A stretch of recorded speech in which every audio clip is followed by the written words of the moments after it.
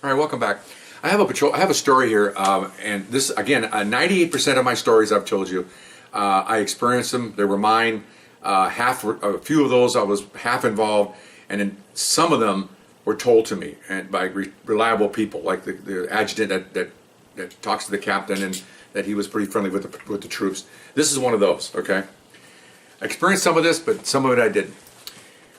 When you have an organization like ours, you have people that come in and start taking over. We had a lieutenant come in, and what I consider an administrative lieutenant, not a field lieutenant. These guys take exams, they take oral boards, and they become lieutenants. Doesn't mean they know how to do police work.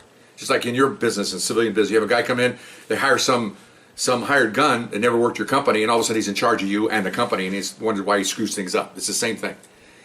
So he starts being a hard ass, pardon my French. We go to robberies in progress, we go to rape in progress, we go burglars in progress, and we don't have our hats on. Okay, and in those days, you got a big thing about hats. They wanted to have hats on because it said you're not identified as a policeman without your hat. Really? I'm in uniform right now with a shotgun. I might be the police. Okay? But then again, people that don't know the business, never did it before, start mandating. So what's happening is this guy starts rolling the calls, and after we're bank robberies and men with guns, after we're retreating and finishing up the call, he runs over and starts yelling at officers for not having their hats on. And any officer gives me kind of lip, he writes them up. Well, okay, start doing that in a hot division with crime going on, you're not very popular with your people. Even the supervisors under him, sergeants, were pissed off at him because he's chewing the sergeants out, because instead of getting their hat to a robbery in progress or a shots fired call with guns, they're grabbing their shotguns and going to the call, and the last thing on your mind is putting on a stinking hat. Okay? He yelled at one guy because one officer was so mad at him, the officer jumped out of the car, got his hat on, turned it backwards, was running with a shotgun. And the lieutenant chewed him out, and he goes, "Lieutenant, I have my hat on." He goes, "Well, it's backwards." "I know, but you didn't say it had to be in front where you just said I had to have my hat on." He got written up for being a smart ass. Okay? This is the way this guy was. Okay? Not a very much of a people person. Okay, now, I've told you that part of it. I've had other stories in realcopstoriesvideos.com, okay, about retaliation against supervisors. This is another one. He was going to be the acting captain, and acting captains for 4 days, or whatever time it was, get the free use of the captain's car to take it home every night. Everybody else has to drive their own cars, but the captain above gets his own car because he has to respond to shootings and other stuff. Well, this lieutenant was the acting captain. The captain was gone for a week. So this lieutenant was going to take 4 days off in July and go to the river or something, go someplace. So someone found that out, and we always have ways of getting into things. Picking lockers. That's another story about ducks in a locker. Okay, realcopstoryvideos.com. It's a good one. Okay. Anyway, somebody got in his car and put in a dead cat. Okay, in the trunk, and the cat was already dead. Hey, we didn't kill the cat. I knew the person that did it. He's since passed away, but I'm not going to say who it was. The cat was freshly dead. Okay, put it in the trunk, closed the lid, and off went this a-hole to his 4 days off. Got in his garage. It's 4 days. He's gone. LA's cooking up real good. Gets in his car in his suit and tie because he's supposed to be dressed the way he's supposed to be dressed. He's heading to work. He's somewhere in, 40 miles away or some city. I don't know where he's at. And all the way, I heard this from his adjutant because he's working with the adjutant. The adjutant was our informant, kind of our deep throat guy. He'd tell us all this neat stuff. He said he's driving back all the way in the freeway. The windows are up. It's hotter than heck. Air conditioner's on. And he said, "I got this smell." And so he can't figure out the smell. So he pulls into the police station, and we have a garage in the back that services our cars. And he pulls up in the back and honks the horn. A couple of mechanic and a custodian come out. He goes, "Hey guys," I said, "I got this smell." So they open the door, and they're in there, bobbing around. Boy, it really smells bad, Lieutenant. Wow, what happened? You run over something? I don't know. So they lifted up the car on a jack, looked under it with flashlights. No, he didn't hit anything. That's weird. Bring the car back down. They're sniffing around, and they go, "Well, I think in the back it's even stronger." So they go, "I don't know." So they unlocked the trunk, and he had all his equipment in there. He had uniforms in there and stuff in the trunk too. Open up the trunk, and here's this festering carcass cat with all the maggots, and also maggots. I take it. I'm not a chemist or a biologist. Aren't they flies? Right? I think they're pre-staged. So they opened the lid. I'm not going to say what it was, but he said some things flew out. It probably was matured larvae, I guess. I don't know. I'm just a cop. What do I know? So anyway. So he sees that, the custodian sees it, he looks at it, he starts dry heaving, he's throwing up in this, because the smell hits him immediately. I mean, it's boom. And the garage guy's looking, he starts dry heaving, he doesn't throw up, they say, but everybody else was on their side. lieutenants go, oh my God, who did this? Who did this? Oh my God. You know, so they go, I don't know, man, but nobody, all of a sudden, they just cleared away. It's like that Dove commercial. You put the drop of soap and everything goes away. Everybody moves away from that car. And now the lid's open and it's stinking. So they got some people finally go in there and scoop out the cat and throw it in the dumpster. And now, since it's been there for 4 days, you know, it's decomposing. So all the liquid of the cat's in the bed of the trunk. The uniforms are all saturated with smell. His workout bag, all his clothes, everything. Now, I told you earlier in RealCopStoryVideos.com, I'm plugging it, of course. There's a one in there about he exploded.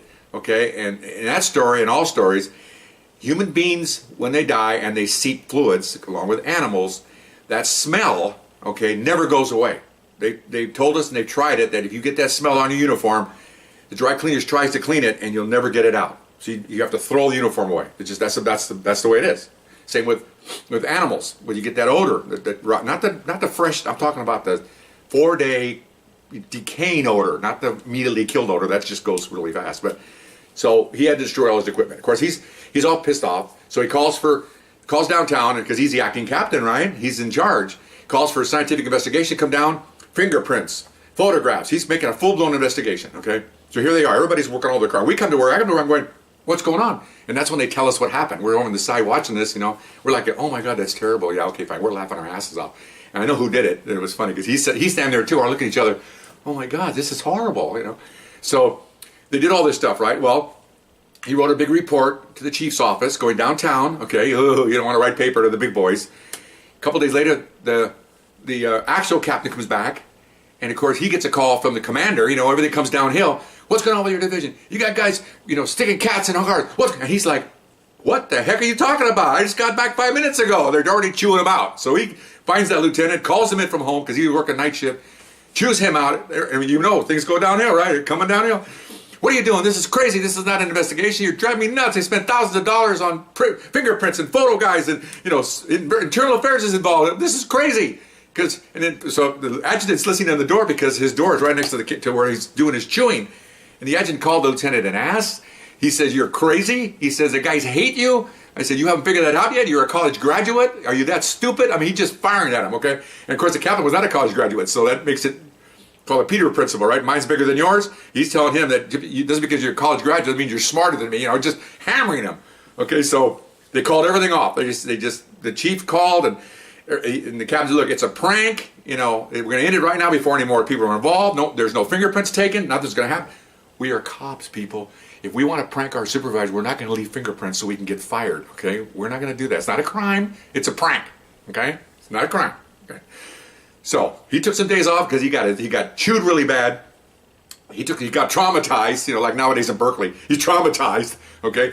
He came back after about a week. Okay, now, this is going around the division, man. Now, I mean, everybody's laughing and the call, incidentally, now the car, which is relatively new, beautiful 4-door police car, they sent it off to somebody to get it detailed. You know, that means people don't know that. It means you take a car to detail, they vacuum, shampoo, you know, clean the car. They called and said, we can't get the smell out of the car. It stinks. It's permeated in the car. It's in the steel, we think. We ripped out all the vinyl inside the trunk, sprayed it with all kinds of chemicals, took that away, sprayed it again. We can't get the smell out. It's inside the headliner. It's everywhere. The car is toast. So now the car's gone. Okay. That's a little backstory. Okay. So anyway, so then now we're at roll call.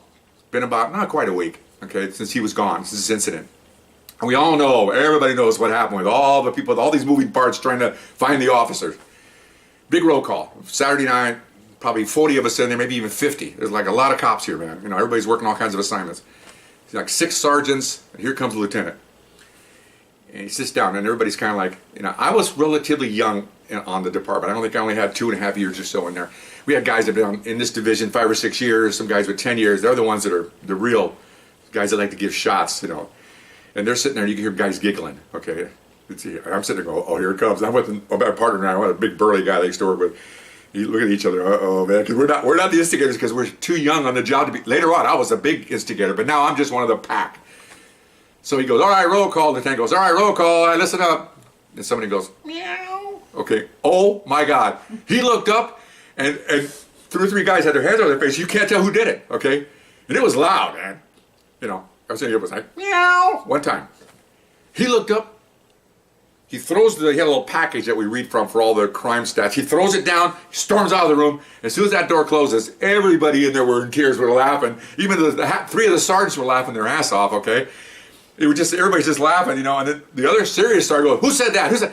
And 3 or 4 guys go, I did, you know.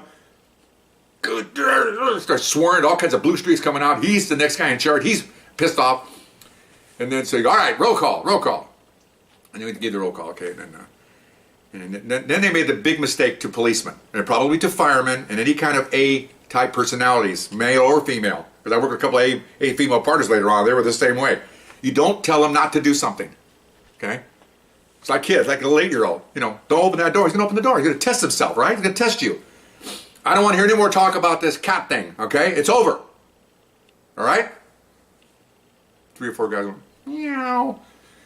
He just closes his eyes, shakes his head, and he walks out. Because you cannot, it has to evolve on its own. Like I said in my other videos, realcopstoryvideos.com, that you're as good as your last caper. If you screw up here, you're going to get ragged on for like 3 or 4 days, or until somebody else screws up. And then your story's gone. It's like TV, the stories on CNN, all this stuff. You're good at your last story, and then you move on to the next one. Of course, unlike CNN, they can never forget some bad stories, but we just keep on going, okay? So that was our cat story. I never laughed so hard in my life. I thought it was hilarious. And we all know who did it. He smacked it. He's had a big smile on his face because everybody knew he did it, and nobody said anything. Okay, nobody said anything. And that's another guy that years later we'd see him someplace. We all departed from divisions and move on. I'd see him at a retirement dinner or at a function, and I go, hey, you know, and he goes like, hey, he goes, meow.